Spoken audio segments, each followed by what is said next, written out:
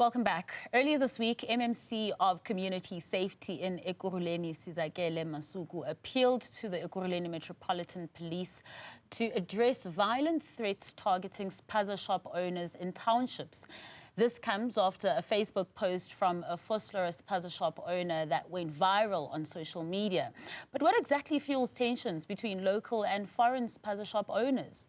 Let's unpack this with a panel. We're joined by Michael Ramotopo, as well as who's the Deputy President of the South African Spaza and Tuckshop Association, as well as Dr Dale Mckinley, who's the Research and Education Officer at the International Labour Research and Information Group.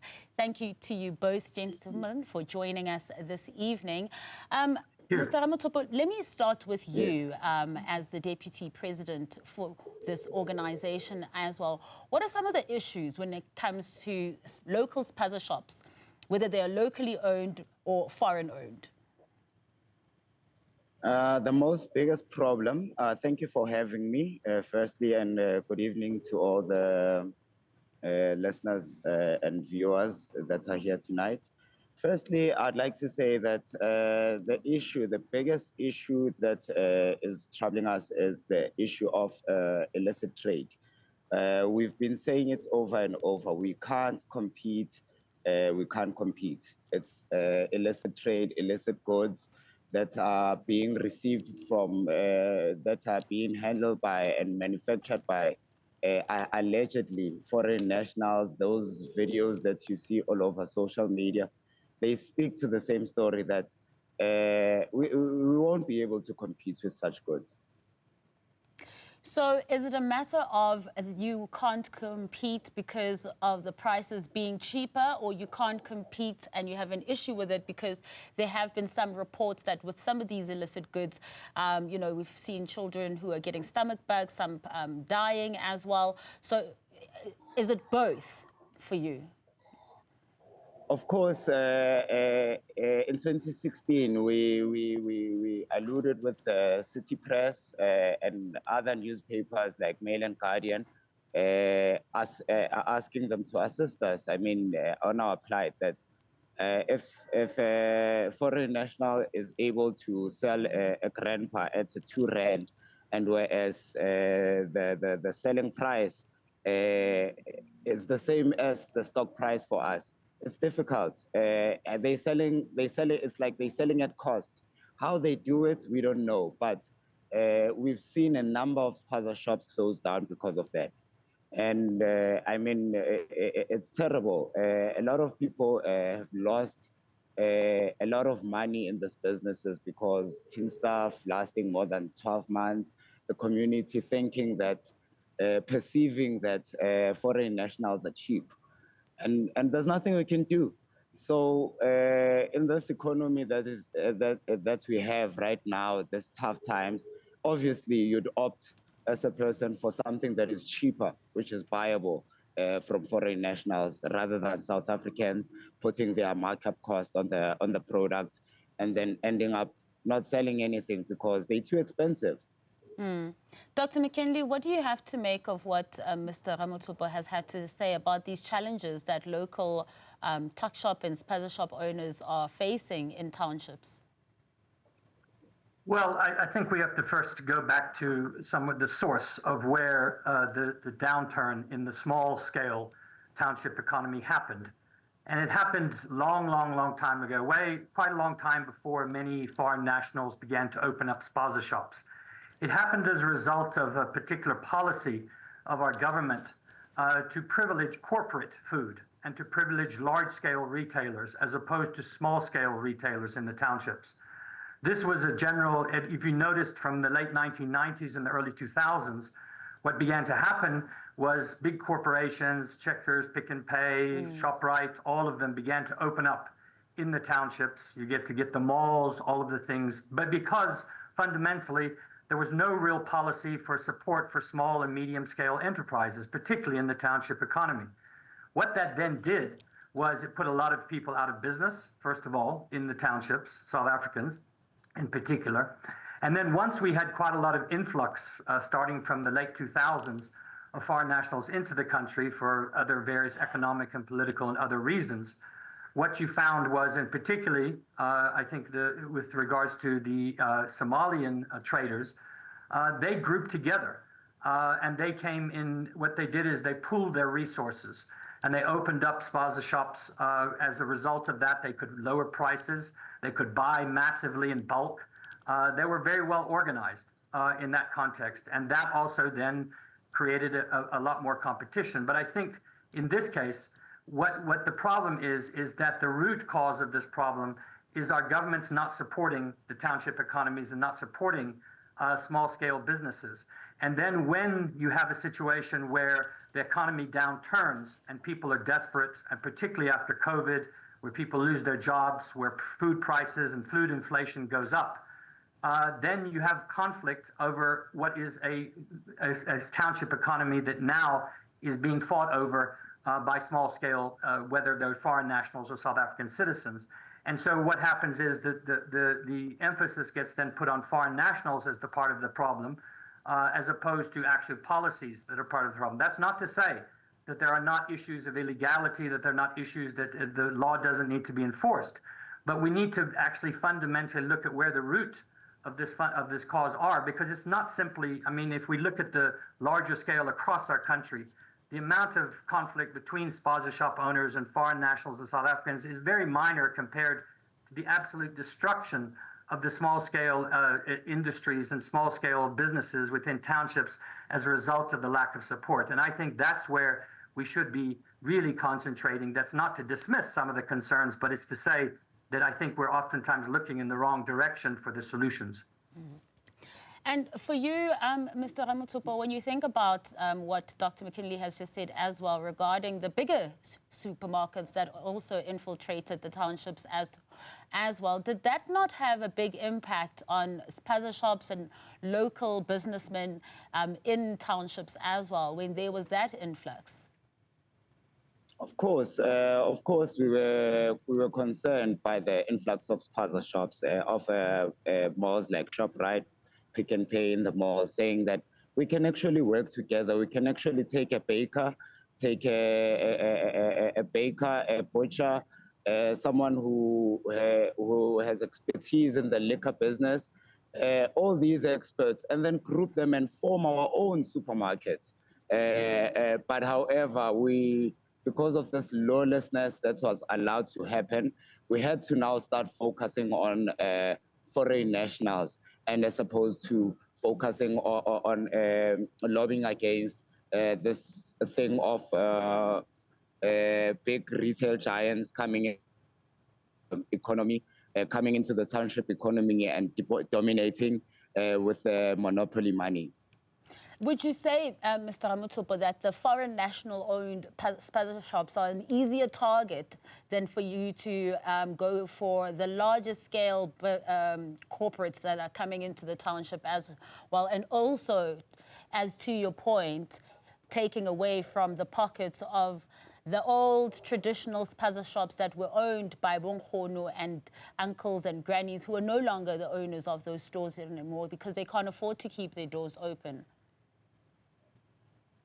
Yes, of course. It's a huge problem because at the end of the day, if I have lost my job as a South African, the first thing I think about is opening something informal, something that at least can be manageable. I have space, land, a room, or a brick mortar, or a shack in the yard.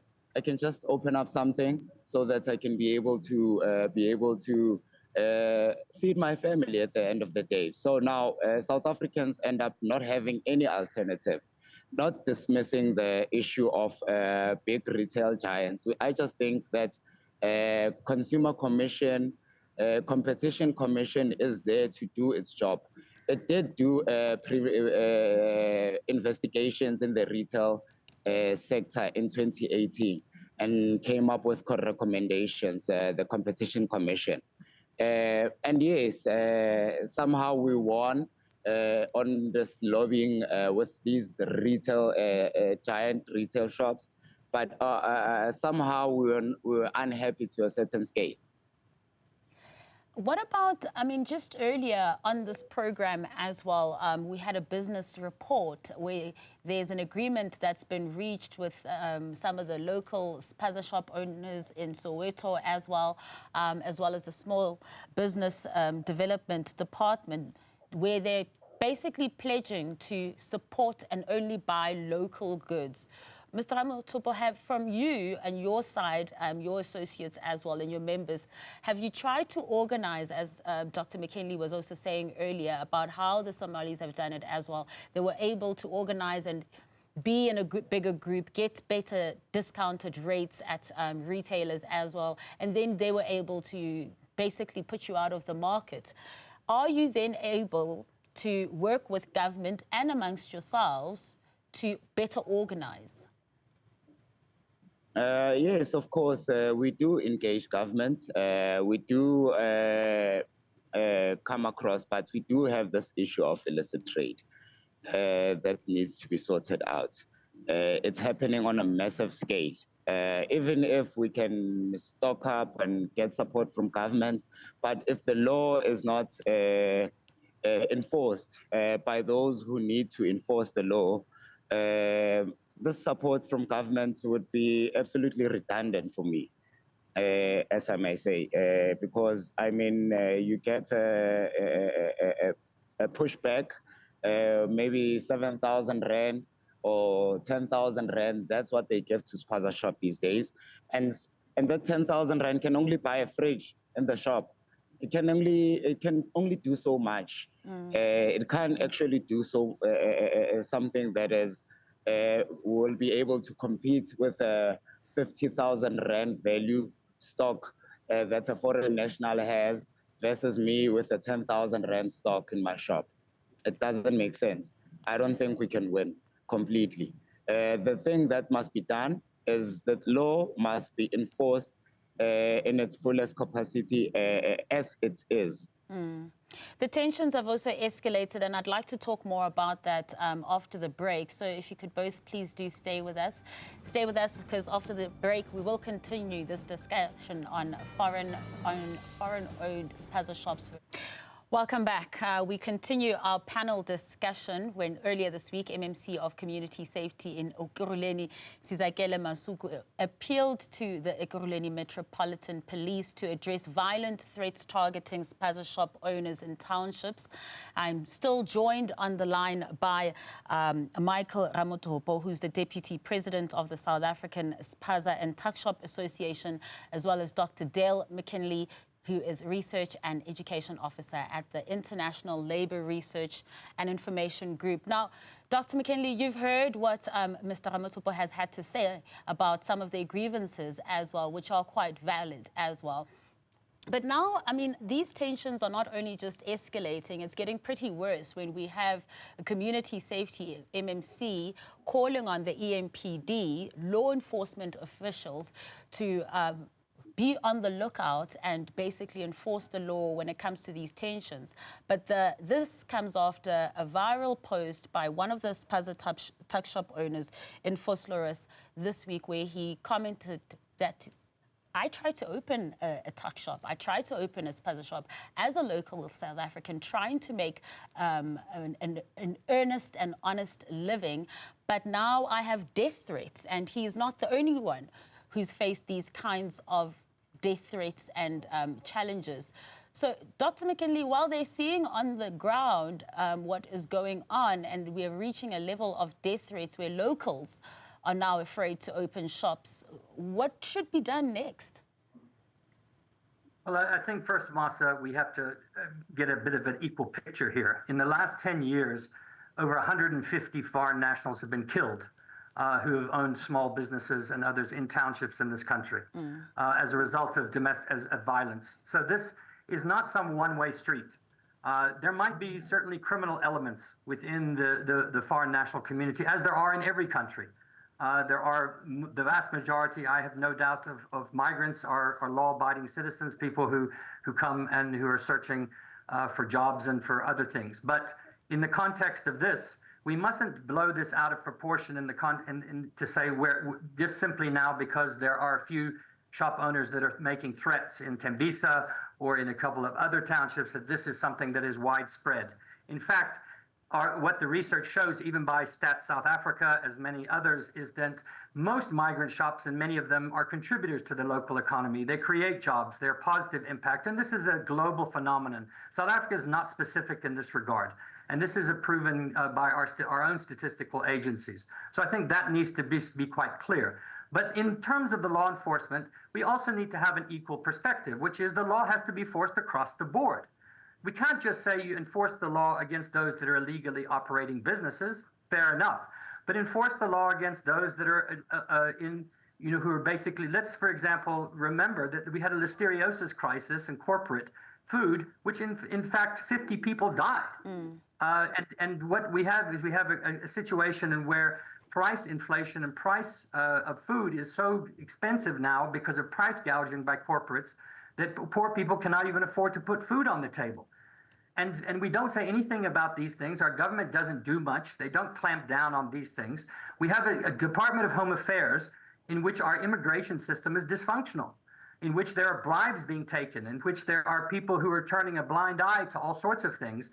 And yet we don't clean those things up and enforce the law there. So if we want to have a situation where we're going to have on the ground, then the law needs to be enforced equally across the board. That's what our Constitution says, that everyone is equal before the law, not simply because of what your color of your skin is or your nationality or whatever the case might be, but across the board. So in that case, yes, let's enforce the law, but let's enforce it at every single level, right from the issue of our immigration system to the issue of corporate food and the profit gouging that's happening, to those that are illegal and those criminal elements, both South African and foreign nationals who are threatening people and who are causing mayhem, and irrespective of where they come from. And then we will have a situation where I think people will gain trust.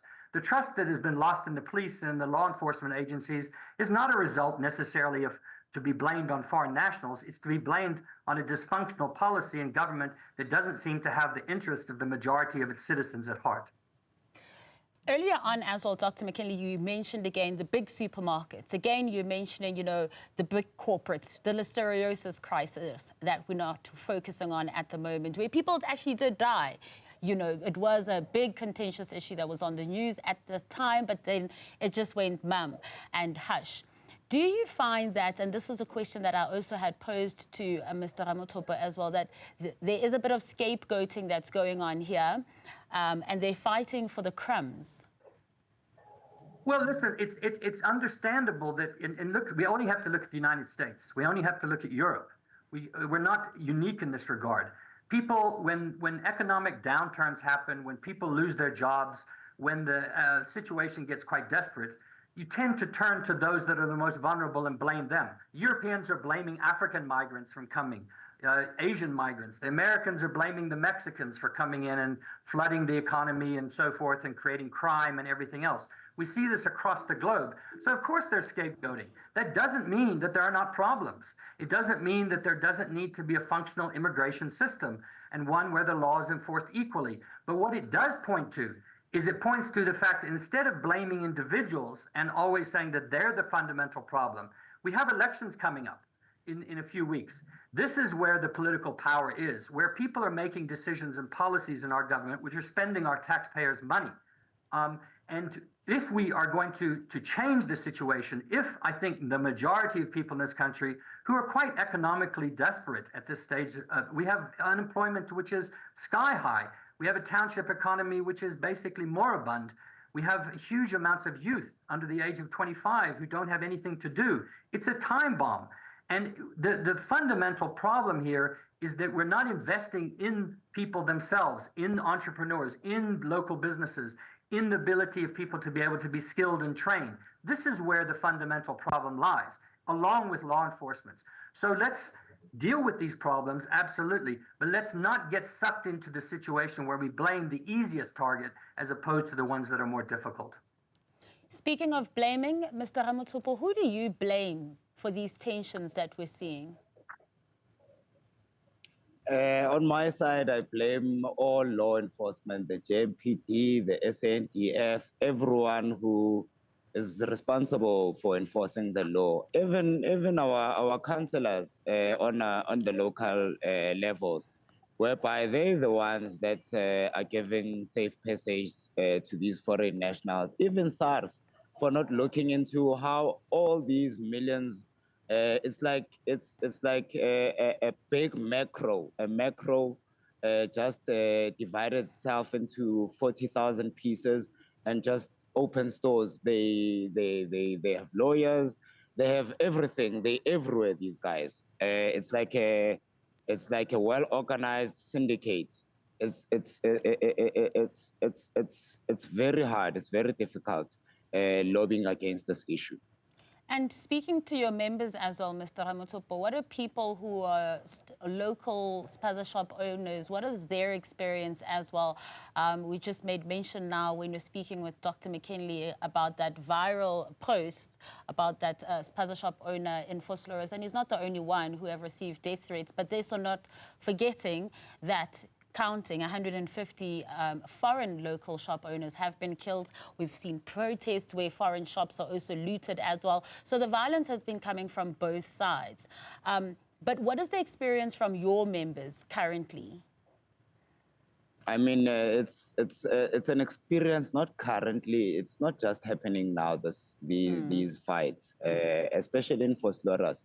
In Vosloorus, in those areas, many foreign nationals have been chased out over time. Perhaps maybe at the same time there were acts of xenophobic incidents. But however, it's something that will anger you. But now South Africans are aligning themselves. They want to follow the law. They want to do things in a proper manner. They want the assistance of government to intervene, I mean, in a meaningful way. However, when we approach these government departments, Home Affairs, Premier's office, most of these places that we approach, we just get silence. They ignore us. Even actually. in an election year, you would think that in an election year you would have all their ears, right? Yes, of course. Of course, there's no political will to fight this issue. There's no political will to actually enforce these laws. It's like someone from the top is actually benefiting from all these activities that are happening on the ground. So it's like South Africans are overpowered with no support, with no one to support them. We're now thinking that if we team up with the private sector, perhaps maybe that's the best direction for us, because they're also affected with their products being photocopied, manufactured in shady places and all that. So the best possible direction going forward is to partner with the private sector and lobby against this issue in a very aggressive way. Because we see that government is not having a political will. There's no political will, actually, to be able to sort this thing out. And I hear you saying you'd be willing to partner with the private sector. Would you also be willing to partner with foreign-owned Spaza shop owners who are doing things legally as well to find out how they're doing it? Of course, why not? As long as they're here to build the country, they're here to actually invest. Because yes, we allow anyone, black, whether white, whether German, whether in this country, the law allows everyone to come and invest. And that's not an issue. But however, all these millions fluctuating and coming into for these number of years, coming into compete us. It's like we're facing a monopoly in the Spaza shop sector, whereby 2 minutes the Spaza shop exists, 2 minutes the Spaza shop has to close down. Now we have to always be updating our membership database, and it's expensive to make sure that are you still existing, are you still there? You know? Yeah. It's that kind of an issue for us. Well, I wish you all the best, and thank you to both of you gentlemen for sharing your insights with us this evening on News at Prime.